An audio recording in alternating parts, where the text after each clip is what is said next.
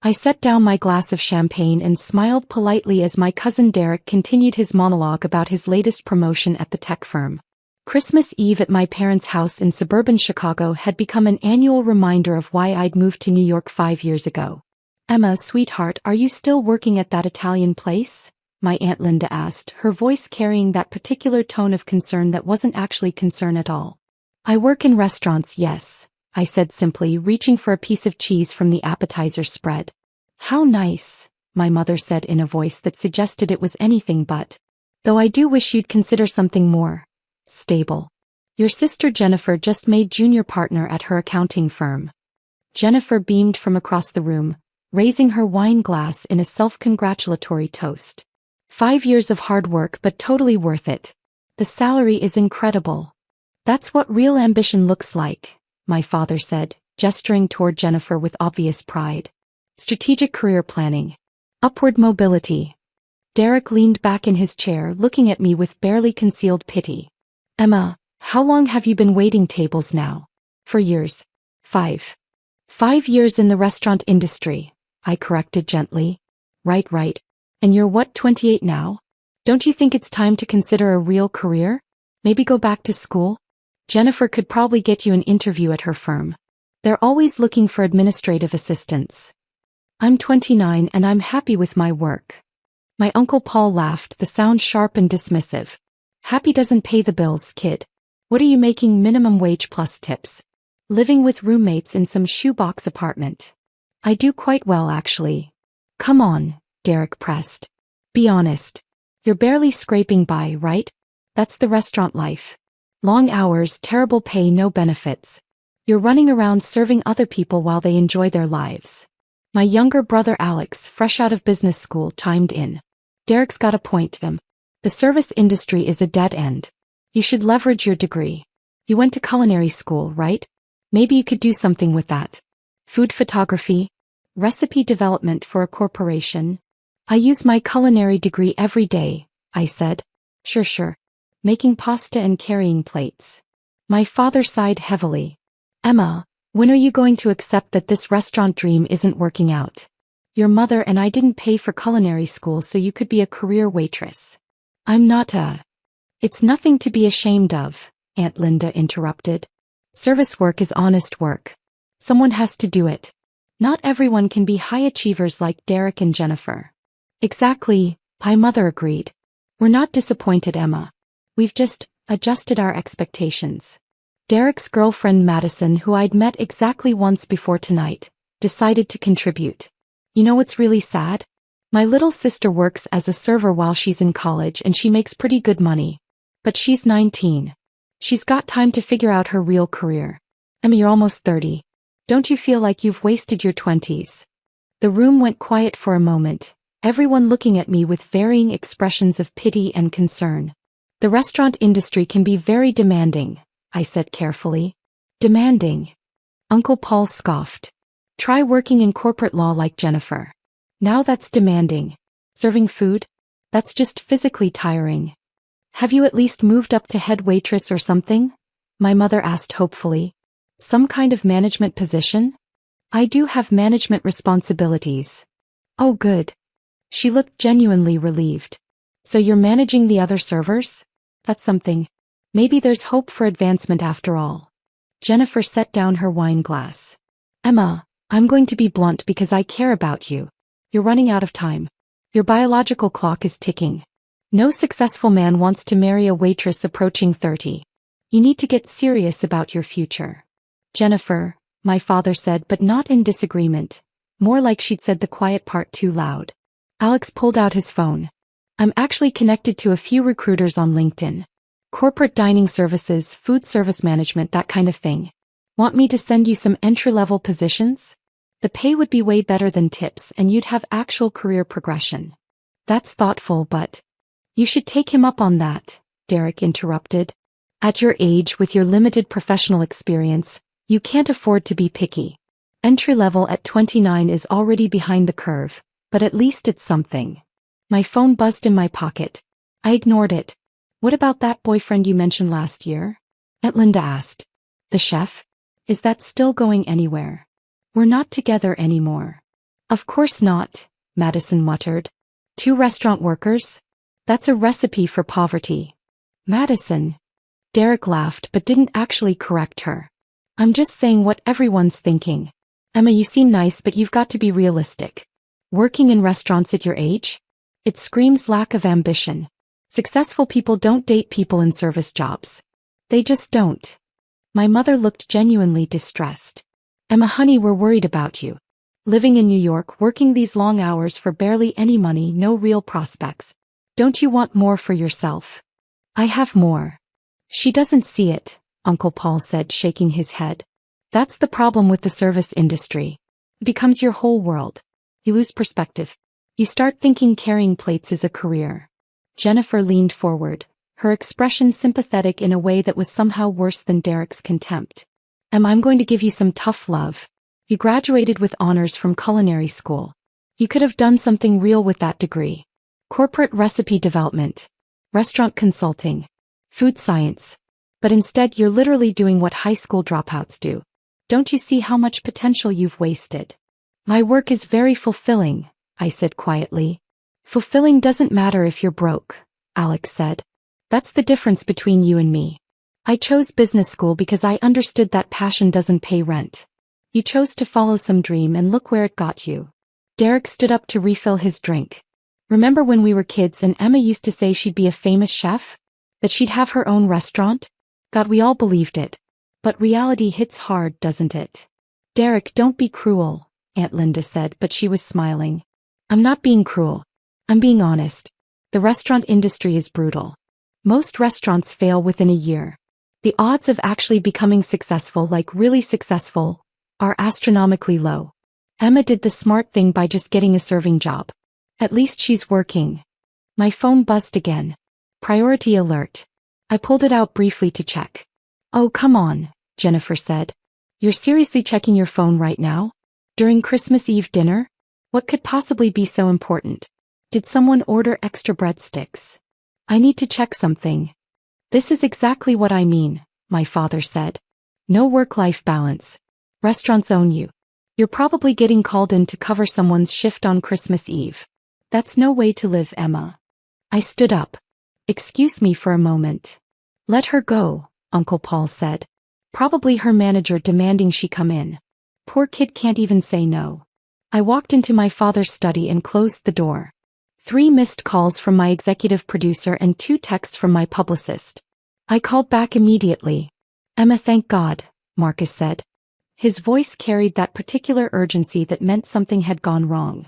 We have a situation with tonight's broadcast. What kind of situation? Chef Ramsay's flight is delayed. Weather in London.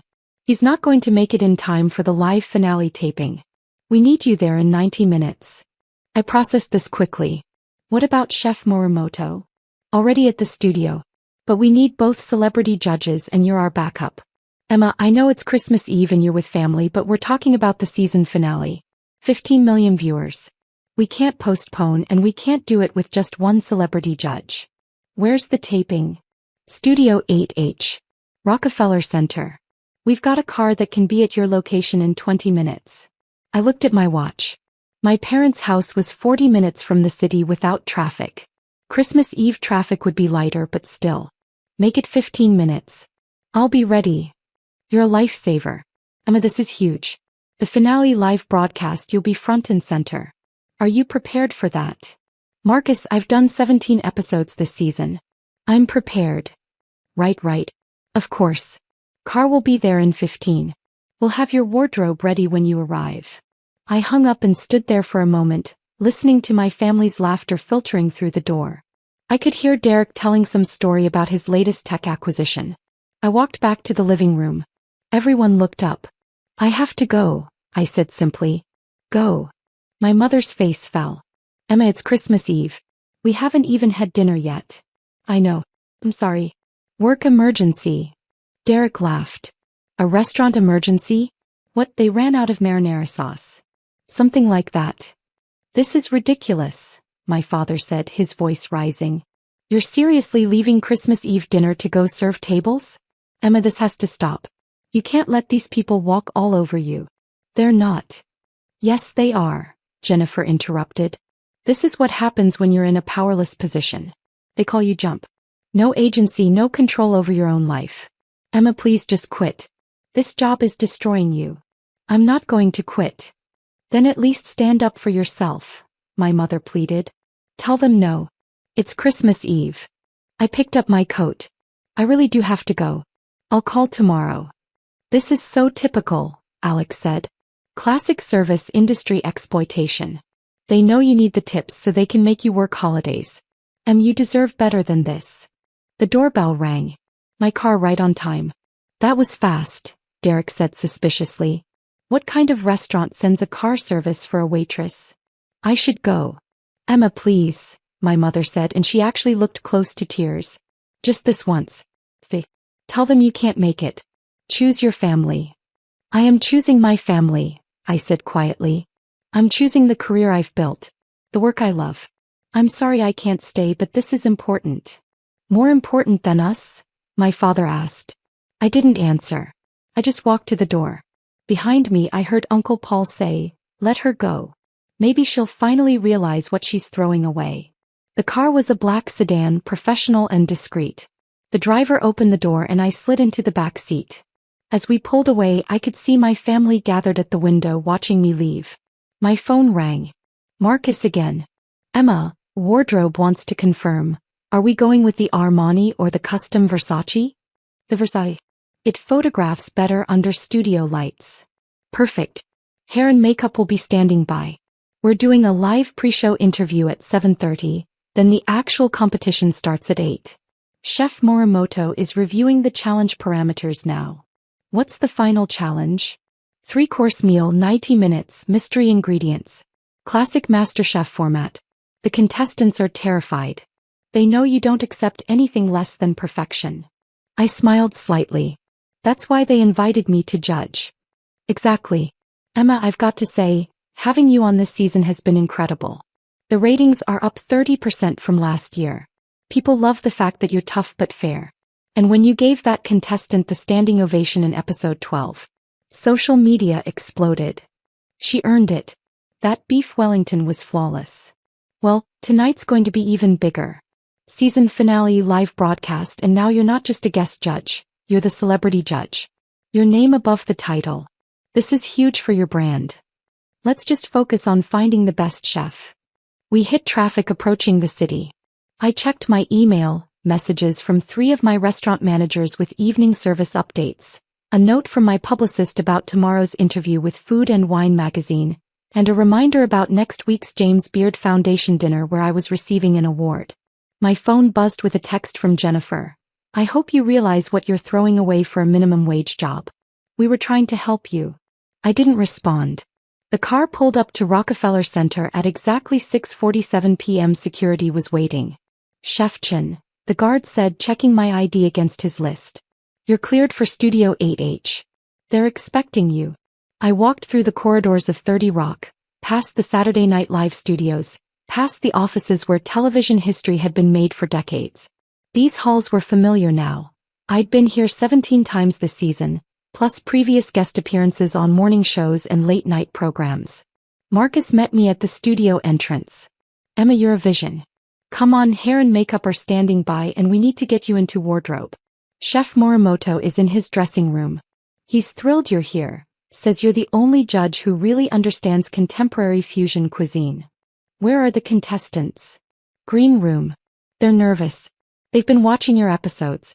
They know your standards. I smiled. Good. They should be nervous. Hair and makeup took 30 minutes. The Versace dress, a custom piece in midnight blue with strategic crystal detailing, fit perfectly. My stylist, Christina, stepped back and nodded approvingly.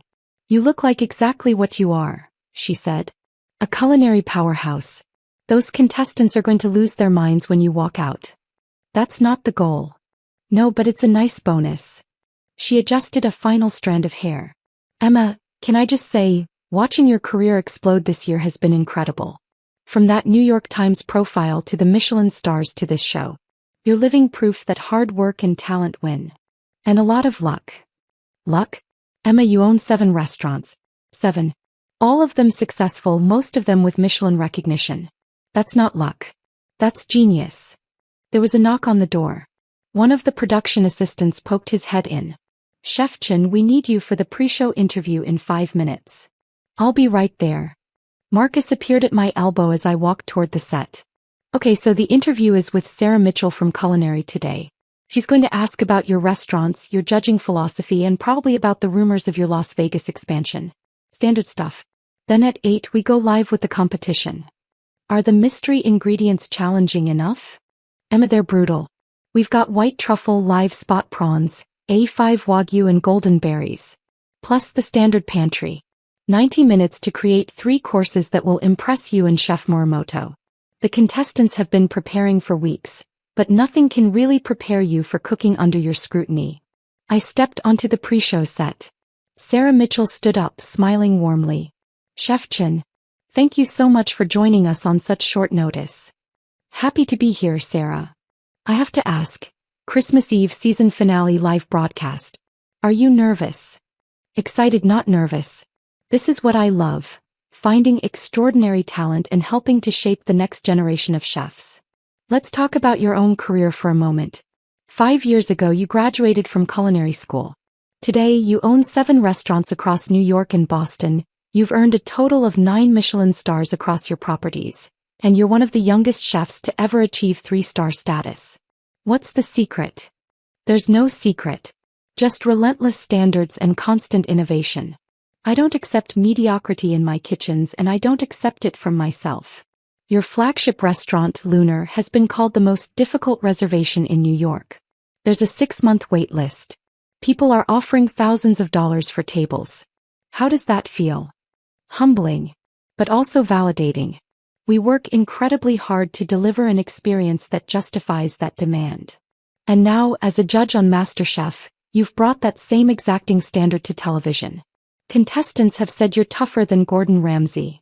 I smiled. I'm fair, but I have high expectations. If you're going to call yourself a chef, you need to earn that title. The interview continued for 20 minutes.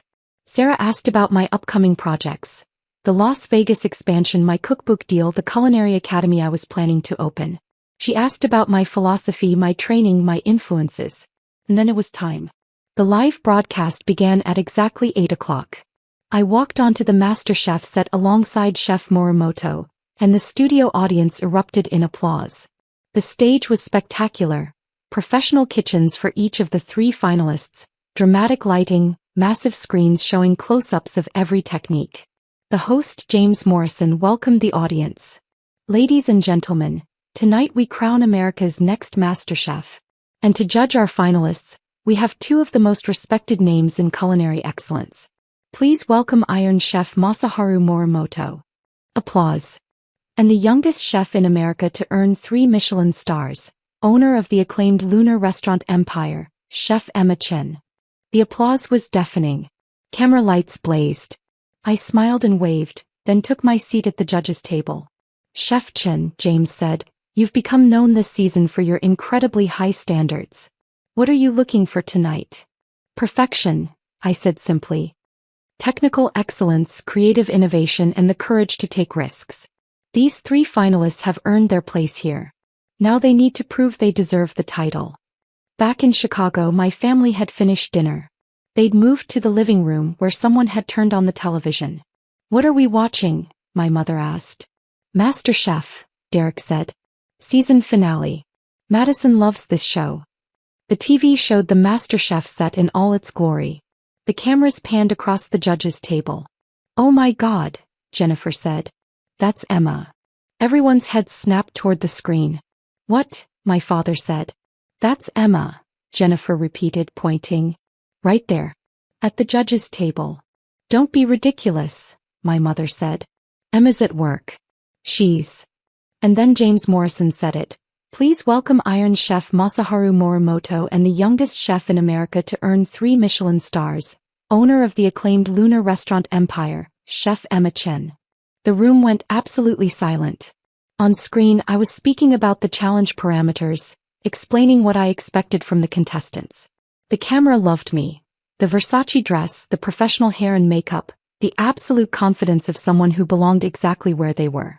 Michelin stars? My mother whispered. Restaurant empire? Uncle Paul said faintly. Derek had pulled out his phone, frantically typing. Oh my God. Oh my God. The wait list is 6 months. People pay thousands for reservations. She owns it. Emma owns it. She can't own it, my father said. She's a waitress. Dad, Alex said, his voice strange. Look at this. He turned his phone around, showing a New York Times article. The headline read, Emma Chin, the prodigy redefining fine dining. Jennifer was scrolling through her own phone. She has 7 restaurants. 7. All rated. Most with Michelin stars. Her flagship Lunar has 3 stars. 3. Do you know how rare that is? On screen, the competition had begun. The contestants were working frantically while I walked between their stations, observing, occasionally asking questions. My commentary was sharp, insightful, demanding. She's been doing this all season, Madison said, showing Derek her phone. 17 episodes. She's been one of the celebrity judges for the entire season. But she said she worked at a restaurant. My mother protested weakly. She said she worked in restaurants, Alex corrected.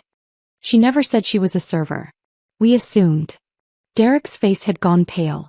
I told her she should be ashamed, that she was wasting her potential. Oh God. I told Emma Chin, a 3 Michelin star chef, that she should get an entry-level corporate job. I said she was running out of time to find a husband, Jennifer said, her voice hollow. I said no successful man would want to marry a waitress. Imagine. Who owns a restaurant empire. Uncle Paul was reading from his phone. She's worth an estimated $42 million. Her restaurants generate over $70 million in annual revenue. She's been featured in every major culinary publication. She won the James Beard Award last year. James Beard, my father repeated. It's like the Oscar of the food world, Alex explained. It's, Dad, Emma's not just successful. She's one of the most successful chefs in America. At 29. On screen, I was critiquing one contestant's sauce technique. The emulsion is breaking. You can't rush a béarnaise. Start over and this time control your heat. The contestant looked terrified but nodded, frantically beginning again. She's terrifying, Madison said with something like awe. But look how good the food is when they follow her instructions. She's not being mean, she's teaching them. I told her to take Alex's help finding an entry-level position, my mother said, pressing her hand to her mouth. An entry-level position. I told Emma that. Jennifer had found another article. Listen to this. Chen's approach to modern cuisine has revolutionized the New York dining scene. Her innovative fusion of traditional techniques with molecular gastronomy has created an entirely new category of fine dining. At 29, she's accomplished what most chefs never achieve in a lifetime. And we called her a waitress, Derek said. We mocked her. I said she'd wasted her 20s. I told her she was throwing her life away for a minimum wage job, Aunt Linda added quietly. On television, the 90 minutes had ended. The contestants presented their dishes. I tasted each one carefully, my face revealing nothing until I was ready to speak. This beef is undercooked. I said to the first contestant. You rushed it. The flavors are there. The truffle reduction is inspired. But you sacrifice technique for speed. That's unacceptable at this level. The contestant looked devastated. The second contestant's dishes were better. Your spot prawns are perfectly executed. The texture is ideal, the seasoning is balanced. But your plating is timid. You have the technical skill, now you need the courage to be bold. The third contestant's meal was exceptional. I tasted each course, taking my time. Finally, I set down my fork and looked directly at her. This, I said quietly, is the work of a true chef. Your wagyu preparation shows deep understanding of the protein. Your golden berry reduction is innovative without being gimmicky. And this dessert. I took another bite. This dessert is art. Technical mastery, creative vision, and the confidence to trust your instincts. This is what I've been waiting to see all season.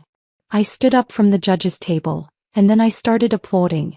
Chef Morimoto joined me, then James Morrison, then the entire studio audience. The contestant burst into tears.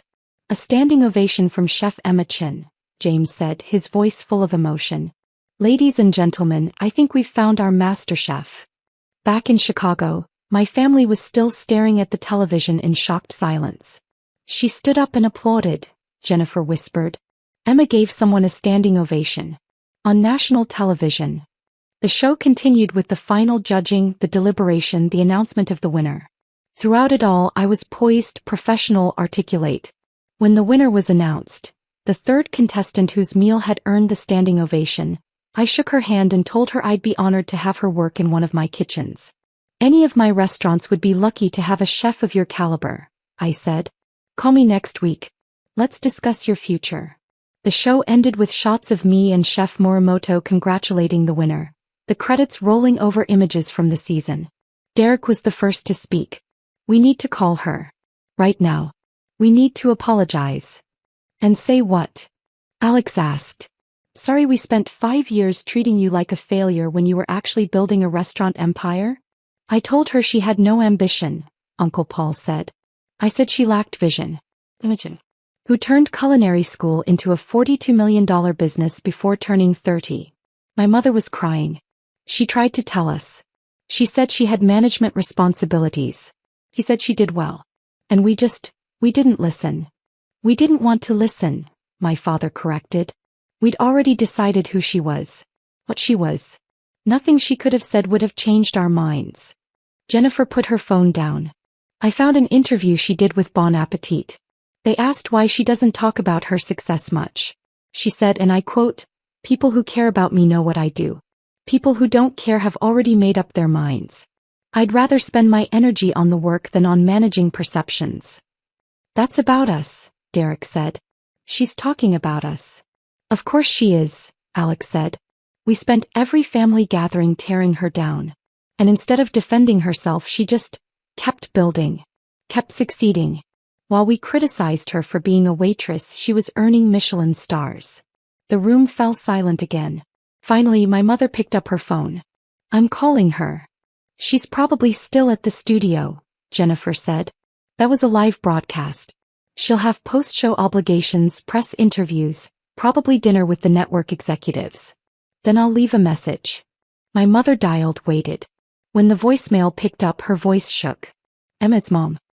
We saw the show. I saw you. Sweetheart, I'm so sorry. We're all so sorry. Please call us back. Please. We need to talk to you. We need to. She trailed off and hung up. She won't call back tonight, Alex said. Would you? No one answered. I didn't call back that night. Or the next day. I was busy with post-show press, with meetings about the Las Vegas expansion, with the endless responsibilities of running 7 restaurants during the holiday season. But 3 days later I drove back to Chicago. I didn't tell anyone I was coming. I just showed up at my parents' house on a cold December afternoon and rang the doorbell. My mother opened the door. Her face crumpled when she saw me. Emma. Hi, Mom. Come in. Please. Everyone's here. We've all been hoping you'd call. The whole family was gathered in the living room. They all stood up when I walked in, looking uncomfortable and ashamed. Emma, my father started. We owe you the most profound apology of our lives, Uncle Paul finished. What we said to you on Christmas Eve was inexcusable. I sat down on the couch. What you said on Christmas Eve was what you've been saying for 5 years. The only difference was that this time, you found out you were wrong. We were always wrong, Jennifer said quietly. We were wrong from the beginning. Emma, I read everything I could find about you over the past 3 days. You graduated top of your class from culinary school. You worked under Thomas Keller for 6 months. You opened your first restaurant when you were 24, and it earned a Michelin star within 8 months. You've been building this incredible career the entire time we thought you were just serving tables. I never said I was serving tables. No, Derek agreed. We said that. And you let us believe it. Why? I looked around the room at my family, at the people who'd spent years dismissing me, mocking me, pitying me. Because nothing I said was going to change your minds. You decided I was a failure and you needed me to be a failure. So I let you believe what you wanted to believe. And I focused on my work. But you could have told us, my mother said. You could have shown us your restaurants, your awards, your success. Would you have believed me? If I'd told you 5 years ago that I was opening a restaurant, what would you have said? Silence. You would have told me I was being unrealistic, I continued. That most restaurants fail. That I should get a safe job. That I was wasting my potential. So I just stopped sharing. I did the work. And I let you think whatever you wanted. That must have been so lonely, Jennifer said softly. Sometimes. But also freeing. I didn't have to justify my choices or defend my decisions. I could just focus on becoming the chef I wanted to be. Alex leaned forward. Emma, for what it's worth, what you've built is extraordinary. 7 restaurants. 9 Michelin stars. The Lunar is legendary. And you're only 29. That's not just success, that's genius. It's hard work and good timing, I said. And yes, maybe some talent. But mostly it's just refusing to accept anything less than excellence. Which is why you're so demanding as a judge, Derek said. We watched more episodes. You're tough but you're fair. And when someone earns your approval, it clearly means everything to them. Because I know what it takes, I said simply. I know the work, the sacrifice, the endless hours of practice and refinement. When someone achieves real excellence in that environment, they deserve recognition. My father cleared his throat. Emma, I spent your entire childhood pushing you toward medicine. I wanted you to follow in my footsteps. But what you've done, what you've built, I couldn't be more proud. And I'm ashamed that I couldn't see it. That I dismissed your achievements because they didn't match my vision for your life. You weren't looking at my achievements, I said. You were looking at your assumptions. There's a difference. How do we fix this? My mother asked. How do we make this right? I thought about that. You start by actually seeing me. Not who you want me to be or who you thought I was, but who I actually am. You start by asking questions instead of making assumptions. And you start by respecting my work. Not because it's successful by your standards, but because it's meaningful to me. Can you forgive us? Uncle Paul asked. Eventually. But it's going to take time. You spent 5 years treating me like I was a disappointment. That doesn't go away overnight just because you found out I'm successful. Fair enough, Jennifer said. Emma, would you tell us about your restaurants? About what you've built? We want to understand. Really understand. So I did. I told them about opening Lunar with a borrowed commercial kitchen and a maxed-out credit card. About the 18-hour days, the failed dishes, the constant refinement. About earning that first Michelin star and crying in the walk-in freezer because it meant everything I'd sacrificed had been worth it. I told them about expanding, about the terror and excitement of opening a second location, then a third. About building a team I could trust, about mentoring young chefs, about the responsibility of maintaining standards across multiple kitchens. I told them about the failures too. The dishes that didn't work, the concepts that fell flat, the reviews that stung. About the pressure of maintaining 3 Michelin stars, of living up to expectations, of constantly innovating in an industry that moves at lightning speed. They listened. Really listened this time. Asked questions. Tried to understand. It wasn't perfect. It didn't erase 5 years of dismissal. But it was a start. As I was leaving, my mother hugged me tightly. I'm so proud of you, Emma. I should have said that years ago, but I'm saying it now. What you've built is extraordinary. Thanks, Mom. One more question, Derek said as I was heading to my car. That standing ovation you gave on the show. The contestants started crying. Does that happen a lot? I smiled. Only when someone earns it. Excellence deserves recognition. Always. I drove back to New York that night thinking about assumptions and perceptions, about the stories families tell themselves. About how easy it is to miss what's right in front of you when you've already decided what you're looking at. My phone rang. Marcus, my executive producer. Emma, the ratings are in. The finale was the highest-rated episode in MasterChef history. 15.3 million viewers. The network wants you back for next season. Full-time judge. Top billing. They're offering a development deal for your own show too. Let me think about it. Think fast. Every network in town is going to come calling after those numbers. Emma, you're not just a great chef anymore. You're a star. I hung up and kept driving, the Manhattan skyline appearing in the distance. My phone buzzed with messages. From my restaurant managers, from my publicist, from colleagues in the industry. And one text from Jennifer. Just made a reservation at Lunar. 6 months from now, but I'm willing to wait. I want to understand what all the fuss is about. Nema, I want to see what you've built. I smiled and texted back, I'll make sure you get the chef's table. Welcome to my world. Because that's what this was. My world. Built from nothing, created through relentless work and unwavering standards. A world my family had never bothered to see. But now they were looking. And maybe, finally, they were beginning to understand.